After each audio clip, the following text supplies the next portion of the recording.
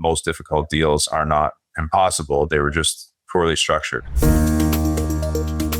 Well, hello again, and thank you for joining us on another edition of CMP TV. I'm Fergal McAlinden. I'm the managing editor here at Canadian Mortgage Professional. And today we're continuing our very special series on the top 75 mortgage brokers in Canada for 2026.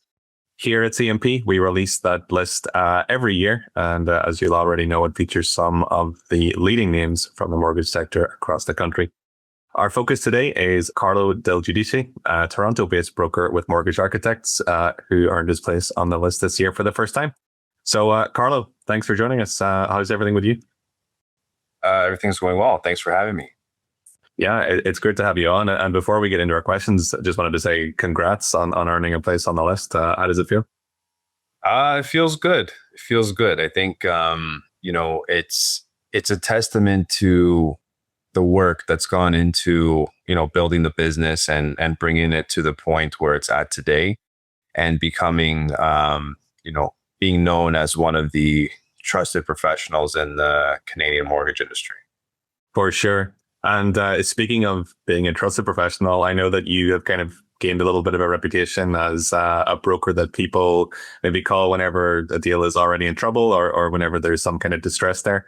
Wondering how you built that reputation, around solving files that other brokers and banks might not be able to close themselves. Yeah, I think our reputation was built by, staying calm, strategic in situations where everyone was saying, there's no real path forward for this deal. A lot of brokers submit files and really just hope for the best. And we spend a tremendous amount of time and understanding, lender psychology, structuring, and identifying risk before the file ever gets submitted. Over time, realtors, lawyers, developers, and clients started realizing we were able to solve situations that others couldn't. And the truth is, the most difficult deals are not impossible. They were just poorly structured. So when people, navigate pressure without panicking, that reputation tends to spread pretty quickly. Absolutely. And I mean, it's really useful for a market like the one that we're currently seeing. We all know about the challenges that have been at play, whether that's, appraisal issues. There's a lot of lender restrictions, some of the bigger lenders not touching certain types of deals. And obviously qualification issues are really, really prominent among a lot of Canadians and Toronto buyers, which is your market. So whenever brokers are trying to structure those types of deals that we mentioned, what do you think they're missing? Yeah, I think most brokers are still treating complex deals like standard deals. And as you said, in today's environment, you need to understand underwriting at a much deeper level because lenders are scrutinizing everything more heavily than they were before. Appraisal, sensitive transactions, self-employed clients, pre-construction closings require strategy, not just rate quoting. And a big part of our successes come from anticipating issues before they happen and positioning the file correctly from day one. And in this market, preparation and relationships matter more than ever. Absolutely. It's a good point because we all know what the market was like in, say, 2021, whenever, business was just coming through the door. And it was for a lot of people, it was just a very transactional type of business and type of market. As you say, relationships, obviously a lot more prominent now and a lot more important now maybe than they were back then. So you've mentioned, Carlo, your relationships with, developers, lawyers and realtors across the mortgage industry. And the current market is kind of separating certain brokers from others, I think, in those relationships.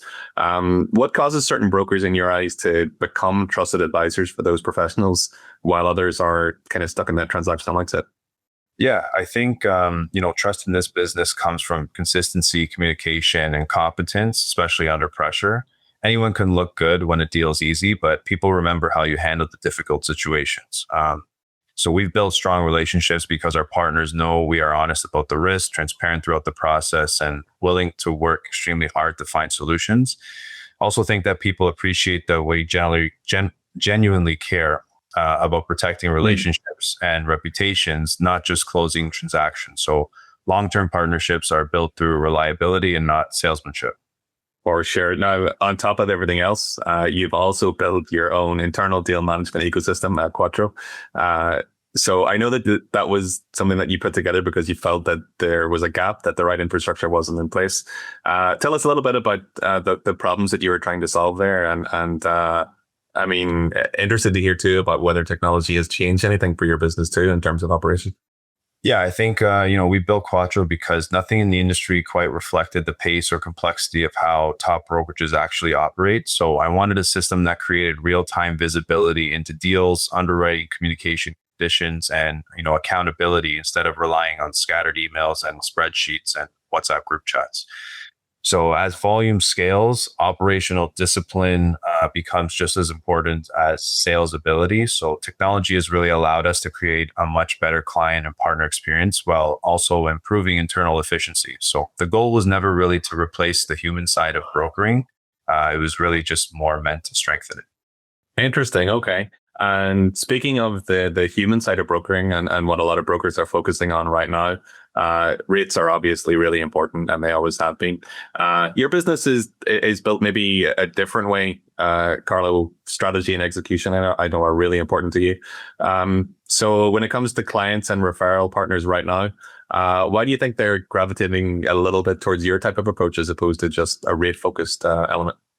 Yeah, I think clients and referral partners are realizing that the cheapest rate means very little if the deal does not close property. So in today's market, it's far more complex than people realize, and strategy has become incredibly important. Clients want guidance, transparency, and confidence, especially during stressful transactions. So a large part of our business now comes from people who were previously told no, or were given poor advice from other brokers, banks, realtors, mom and dad, for example. So when people feel you truly understand the bigger picture, the relationship becomes much deeper than simply competing on a rate. And what's interesting about that process is also being how you've scaled, to a very high level. But I know that you're still very hands on in terms of complex files and things like that. Are there any habits or standards or philosophies that have been most important for you in building that type of business and keeping your reputation intact while scaling upwards? Yeah, of course. I think, one thing I've learned is that scaling a business, it means nothing if the quality and reputation decline along the way. So we've been very intentional about building systems, processes, and a team culture focused on accountability and communication. I also stay heavily involved in structuring and high level decision making because I believe leadership starts at the top. So for brokers looking to grow, I would say, focus less on chasing volume and more on becoming extremely good at your craft. If you become known for solving problems and operating professionally, growth becomes a byproduct of reputation. Interesting. Okay. So to wrap things up, I was going to ask you about your advice for other brokers who maybe want to make the top 75 list or who are starting out in their careers. So focusing not just on transaction volume, but on a lot of other aspects. Seems like that's really important. Yeah, for sure. I mean, you have to be able to understand a deal at its core and how to position it the first time, because a lot of times we'll get a file that's been to 3 or 4 different banks already, right? So it's really about understanding, what were the setbacks, what were the roadblocks, why hasn't it been approved, and structuring it the right way. And that's something that we take into every client call. So, sometimes it's a little bit more document heavy, but getting things done right the first time is, it goes a long way for your reputation. All right, great stuff. Well, for anyone who wants to become the top 75 brokers, you heard it here first. But that's a great place to lead things up today. Really appreciate you joining us today, Carlo, and great to hear your insights. Really excited to hear what happens with Quattro next. And congratulations again on being named in the top 75 list for this year. And I'll sure we'll talk soon. Thanks so much, Virgo. All right. Well, that just about does it for another edition of CMP TV. My thanks once again to Carlo for joining us on the show. Thanks to you for watching, and we'll see you next time.